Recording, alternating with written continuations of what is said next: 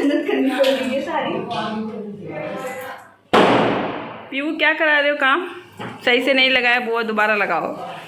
अच्छा बना था भैया, सच में थोड़ा सा लुक बदल गया था रूम का, कमरे का ही।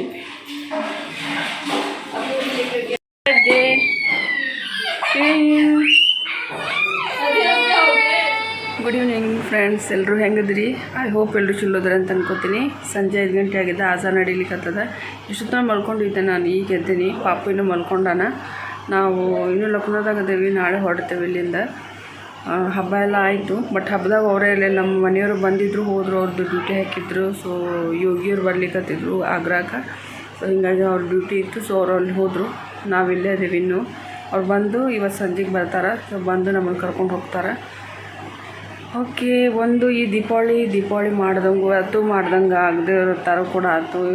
ಯಾಕಂದ್ರೆ ಒಂದು ಪುನೀತ್ ರಾಜ್ಕುಮಾರ್ ಅವ್ರ ಸಾವು ಕೇಳಿ ನನಗಂತೂ ಇನ್ನೂರಿಗೂ ನಂಬೋಕ್ಕಾಗತ್ತಿಲ್ಲ. ದೊಡ್ಡ ಫ್ಯಾನ್ ನಾನು ಅವ್ರದ್ದು, ದೊಡ್ಡ ಫ್ಯಾನ್. ಆ್ಯಕ್ಚುಲಿ ಸಣ್ಣದಿರ್ತಂದ್ರೆ ನಾನು ಯಾವ ಒಂದು ಪಿಕ್ಚರ್ ಬಿಟ್ಟಿರಲಿಲ್ಲ, ಎಲ್ಲ ಪಿಕ್ಚರ್ ನೋಡ್ತಿದ್ದೆ. ಆ್ಯಂಡ್ ಎಲ್ಲ ಮುಖ್ಯವಾಗಿ ನನಗೆ ಆಕಾಶ್ ಮೂವಿ ಏನಿತ್ತು ಅವ್ರದ್ದು, ನಾನು ಇನ್ನೂರಿಗೆ ಮರೆಯೋಕ್ಕಾಗೋದಿಲ್ಲ. ಪ್ರತಿಯೊಂದು ಸಾಂಗನ್ನು ಏನೂ ಮಾಡೋಕ್ಕಾಗೋಲ್ಲ. ಈ ದೀಪಾವಳಿಗೆ ಅವರಿಲ್ಲ. ಆ್ಯಂಡ್ ಮತ್ತೊಂದು ಬೇಬಿ ಬೇಕು, ಮತ್ತೊಂದು ಮಗು ಬೇಕು ಅನ್ಲಿಕ್ಕತ್ತಾರ ಮನೆಯೊಳಗೆ. ಸೊ ಏನು ಮಾಡ್ಬೇಕಂತ ಗೊತ್ತಾಗ್ತಿಲ್ಲ ನನಗಂತೂ. ಇನ್ನೂರಿಗೆ ನಾನು ಪ್ರಿಪೇರ್ ಇಲ್ಲ ಮೆಂಟಲಿ. ಇವಾಗ ದೊಡ್ಡವ್ರು ಮಾಡೋ ಮಟ್ಟ ಸಾಕಾಗಿ ಹೋಯ್ತು ನನಗೆ. ಸೊ ಇನ್ನೊಂದು ಮಗು ಎಷ್ಟು ಸರಿ, ಯಾವ ರೀತಿ ಮ್ಯಾನೇಜ್ ಮಾಡ್ಬೋದು, ಹಿಂಗೆ 108 ಟೆನ್ಷನ್ ಆಗ್ಲಿಕ್ಕತ್ತದ. ಇಲ್ಲಿ ಬಂದಾಗಿಂದ ನಮ್ಮ ಅತ್ತೆ ಒಂದು ಸಮನ ಇನ್ನೊಂದು ಮಗು ಮಾಡ್ಕೊಳ್ಳೋ ದೊಡ್ಡ ಮಾತಲ್ಲ. ಬಟ್ ಅದನ್ನು ದೊಡ್ಡದು ಮಾಡೋದು ಮತ್ತು ಹಡದ್ಮೇಲೆ ನಮ್ಮನ್ನ ಆರೈಕೆ ಮಾಡೋರು ಯಾರೂ ಇಲ್ಲ ಆ್ಯಕ್ಚುಲಿ. ಸೊ ಏನು ಮಾಡಲಿ ಅಂತ ನನಗೆ ಅರ್ಥ ಆಗತ್ತಿಲ್ಲ. ರಿಸ್ಕ್ ತೊಗೊಳ್ಳೋ ಬೇಡೋ ಅದೇ ವಿಚಾರ ಮಾಡ್ಲಿಕ್ಕತ್ತೀನಿ. 2 ದಿನದಿಂದ ಹಬ್ಬ ನಡೀಲಿಕ್ಕತ್ತದ ಅದರ ಪಾಡಿಗೆ. ಅದು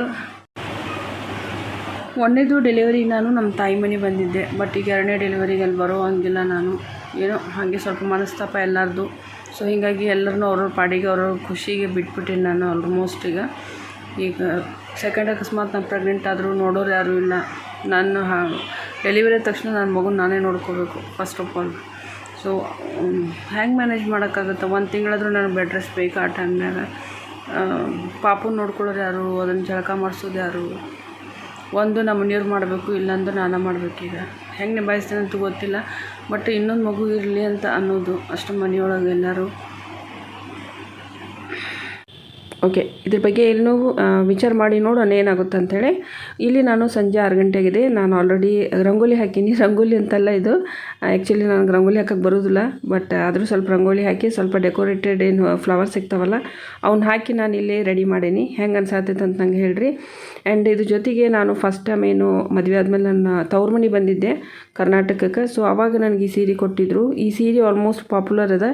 ಅದೇ ಲಾಸ್ಟ್ ನಂದು ಆ್ಯಕ್ಚುಲಿ ವಿಸಿಟ್ ಆಗಿರೋದು. ಅದೇ ಸೀರೆ ನಾನು ಈ ದೀಪಾವಳಿಗೆ ಉಟ್ಕೊಂಡಿನಿ.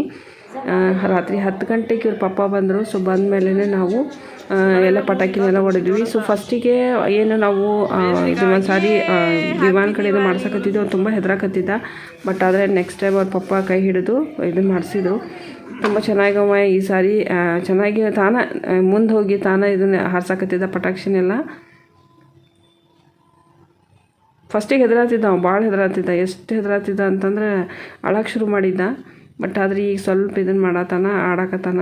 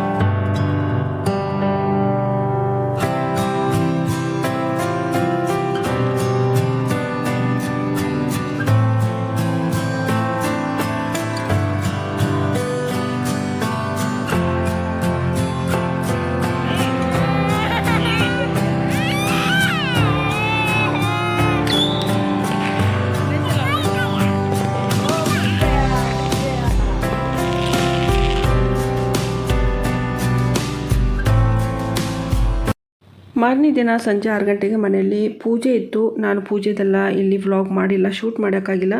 ಯಾಕಂದರೆ ಸ್ವಲ್ಪ ಹಳೆ ಕಾಲದವ್ರು ಇದ್ದಾರೆ. ಸೊ ಹೀಗಾಗಿ ನಾನು ಕಂಟಿನ್ಯೂಸ್ ಆಗಿ ವ್ಲಾಗ್ ಮಾಡೋಕ್ಕಾಗಲ್ಲ ಇಲ್ಲಿ. ಅದಕ್ಕೋಸ್ಕರ ಸ್ವಲ್ಪ ನಾನು ಎಷ್ಟಾಗುತ್ತೋ ಅಷ್ಟೇ ಶೂಟ್ ಮಾಡಿರೋದು. ಸೊ ದಯವಿಟ್ಟು ಏನು ತಿಳ್ಕೊಳಕ್ಕೆ ಹೋಗಬೇಡಿ. ಆ್ಯಂಡ್ ಸಂಜೆ ಪೂಜೆ ಇತ್ತು ಮಾರನೇ ದಿನ. ಸೊ ಹೀಗಾಗಿ ವಿವಾನ್ಗೆ ನಾನು ಈ ಒಂದು ಎಲ್ಲೋ ಕುರ್ತಾ ತೊಗೊಂಡು ಹೆಂಗೆ ಕಾಣಕತ್ತಾನೆ ಅಂತೇಳಿ ನಾನು ಕಮೆಂಟ್ ಒಳಗೆ ತಪ್ಪದ ಹೇಳ್ರಿ. ಆ್ಯಂಡ್ ಈ ಒಂದು ಕಲರ್ ನನಗೆ ತುಂಬ ಫೇವ್ರೇಟ್ ಕೂಡ. ಸೊ ಹೀಗಾಗಿ ನಾನು ಯೆಲ್ಲೋ ಕಲರ್ನ ತೊಗೊಂಡಿದ್ದೆ. ಕ್ಯಾಂಡಲ್ಸ್ ಕೂಡ ತರಿಸಿದ್ವಿ ನಾವು, ಫ್ಲವರ್ ಕ್ಯಾಂಡಲ್ಸ್ ಅಂದರೆ ಫ್ಲೋಟಿಂಗ್ ಕ್ಯಾಂಡಲ್ಸ್, ಬಟ್ ಅದು ಫ್ಲವರ್ ಲುಕ್ ಒಳಗಿತ್ತು. ಸೊ ಅವನ್ನೇ ಆಡ್ಲಿಕ್ಕತ್ತಾನೆ ಆ್ಯಕ್ಚುಲಿ. ಸಂಜೆಗೆ ಡೆಕೋರೇಟ್ ಮಾಡೋಕ್ಕೆ ತೊಗೊಂಡು ಬಂದಿದ್ವಿ ನಾವು. ಇವಾಗ ನಾವು ಹೊರಡ್ತಾ ಇದ್ದೀವಿ. ರಾತ್ರಿ 11 ಗಂಟೆ ಆಗಿದೆ. ನಾವು ವಾಪಸ್ ಊರಿಗೆ ಹೊಂಟೀವಿ. ಸ್ವಲ್ಪ ಅರ್ಜೆಂಟಾಗಿ ನೆಕ್ಸ್ಟ್ ಡೇ ಅವ್ರಿಗೆ ಆ್ಯಕ್ಚುಲಿ ಹೋಗಲೇಬೇಕಾಗಿತ್ತು. ಹೀಗಾಗಿ ನಾವು ಸ್ವಲ್ಪ ನೈಟೇ ಹೊರಟ್ವಿ. ಹೀಗಾಗಿ ನಾನು ಜಾಸ್ತಿ ಶೂಟ್ ಮಾಡಿಲ್ಲ. ಯಾಕಂದರೆ ನಮ್ಮ ಅತ್ತೆ ಮನೆಯೊಳಗೆ ಏನು ಜನ ಇದ್ದಾರಲ್ಲ ಅವ್ರಿಗೆಲ್ಲ ಸ್ವಲ್ಪ ಹಳೆ ಕಾಲದವ್ರು ಅದಾರ. ನಾನೆಲ್ಲ ಇದನ್ನೆಲ್ಲ ಮಾಡೋಕತ್ತಿದ್ದವ್ರು. ಕೆಲವೊಬ್ರಿಗೆ ಇಷ್ಟ ಇಲ್ಲ, ಕೆಲವೊಬ್ರಿಗೆ ಇಷ್ಟ ಅದ. ಸೊ ಹೀಗಾಗಿ ಸ್ವಲ್ಪ ಕ್ಲಿಪ್ ಅಷ್ಟೇ ನಾನು ಶೂಟ್ ಮಾಡಿ ಹಾಕೀನಿ. ಸೊ ದಯವಿಟ್ಟು ಏನು ತಿಳ್ಕೊಳಕ್ಕೆ ಹೋಗಬೇಡ್ರಿ. ಆ್ಯಕ್ಚುಲಿ ಕೆಲವೊಂದು ಏನಿರ್ತಾವಂತಂದ್ರೆ ಹಿಂಗೆ ಮನೆಯೊಳಗೆ ಕೆಲವೊಂದು ಸಮಸ್ಯೆ ಇದ್ದರೂ ಕೂಡ ಸೊ ಏನೂ ಮಾಡೋಕ್ಕಾಗೋದಿಲ್ಲ. ಬಟ್ ನಾನು ಇಲ್ಲಿ ವಾಪಸ್ ಬರ್ತೀನಲ್ಲ ನನ್ನ ಮನೆಗೆ. ಸೊ ಅಲ್ಲಿ ನಾನು ವೀಡಿಯೋಸ್ಗಳು ಶೂಟ್ ಮಾಡೋಕೆ ನನ್ನ ಹಸ್ಬೆಂಡ್ ಅಲೋ ಮಾಡ್ತಾರೆ. ಸೊ ಹೀಗಾಗಿ ನಾನು ವೀಡಿಯೋ ಶೂಟ್ ಎಲ್ಲ ಮಾಡಿರ್ತೀನಿ. ಬಟ್ ಆದರೆ ಅತ್ತೆ ಮನೆಗೆ ಹೋದಾಗ ಕೆಲವೊಂದು ರಿಸ್ಟ್ರಿಕ್ಷನ್ ಇರ್ತಾವೆ. ಅವ್ರು ಹೆಂಗೆ ಹೇಳ್ತಾರೆ ಹಂಗೆ ಕೇಳ್ಕೊಂಡು ಹೋಗ್ಬೇಕಾಗುತ್ತೆ. ಸೊ ಹೀಗಾಗಿ ಅಲ್ಲಿ ಯಾವುದೇ ರೀತಿದು ಮಾಡಲ್ಲ. ಇದೆಲ್ಲ ನೋಡಿರಿ ಲಕ್ನೋ. ಆ್ಯಕ್ಚುಲಿ ನಾನು ಹೊರಗಡೆ ಹೋಗ್ತಾ ಇದ್ದೀನಿ, ಅಂದರೆ ನಾವು ಹೈವೇ ತರಫ್ ಹೋಗ್ತಾ ಇದ್ವಿ. ಸೊ ಆವಾಗ ಇದು ಲಕ್ನೋ ಲುಕ್ ಹೊರಗಡೆ ಈ ರೀತಿ ಕಾಣಿಸ್ತದೆ. ತುಂಬ ಹಳೆ ಕಾಲದ ಮೊಘಲರ ಕಾಲದಲ್ಲಿಂದ ಒಂದು ಕಟ್ಟಡಗಳೆಲ್ಲ ನೋಡೋಕೆ ನಿಮ್ಗೆ ಸಿಗ್ತಾವೆ ಇಲ್ಲಿ. ಆ್ಯಂಡ್ ತುಂಬ ದೊಡ್ಡ ಲಕ್ನೋ ಇದೆ. ಅಂದರೆ ಊರೇ ತುಂಬ ದೊಡ್ಡದದ ಆ್ಯಕ್ಚುಲಿ. ಒಂದು ದಿನದೊಳಗೆ ನಿಮ್ಗೆ ಎಲ್ಲ ಲಕ್ನೋ ನಾನು ತೋರ್ಸೋಕ್ಕೂ ಆಗೋದಿಲ್ಲ. ಯಾಕಂದರೆ ದೊಡ್ಡ ಸಿಟಿ ಅದ ಇದು ಆ್ಯಕ್ಚುಲಿ. ಸೊ ಹೀಗಾಗಿ ಅಷ್ಟೊಂದು ಶೂಟ್ ಮಾಡೋಕ್ಕಾಗತ್ತಿಲ್ಲ. ಇಷ್ಟು ದಿನ ಏನಾಗಿತ್ತಂದ್ರೆ ಪಾಪು ಕೂಡ ಸಣ್ಣವಿದ್ದ, ಮತ್ತು ಕರೋನಾ ಕೂಡ ನಡೆದಿತ್ತು 2 ವರ್ಷದವರೆಗೂ. ಹೀಗಾಗಿ ನಾನು ಯಾವುದೇ ರೀತಿ ಶೂಟ ಮಾಡೋಕ್ಕಾಗಲಿಲ್ಲ ವೀಡಿಯೋಸ್ಗಳನ್ನ. ಬಟ್ ಟ್ರೈ ಮಾಡ್ತೀನಿ ಇನ್ನು ಬರುವಂಥ ದಿನದಾಗ ಎಲ್ಲ ಹೊರಗೆ ಹೋದೀವಿ ಅಂದರೆ ಶೂಟ್ ಮಾಡಿ ನಿಮಗೆ ತೋರಿಸ್ತೇನೆ ಅಂತ ಯಾವ ರೀತಿ ಇದೆ ಅಂಥೇಳಿ. ಆ್ಯಂಡ್ ಇದೆಲ್ಲ ನೋಡಿರಿ ಈ ರೀತಿ ಒಂದು ಅಲಗ ಸ್ಟ್ರಕ್ಚರ್ ಅದಾವೆಲ್ಲ ಕಟ್ಟಡಗಳು ಏನು ನೋಡೋಕ್ಕದಾವಲ್ಲ ಸ್ವಲ್ಪ ಬೇರೆ ಡಿಸೈನ್ ಒಳಗೆ ಅದಾವು.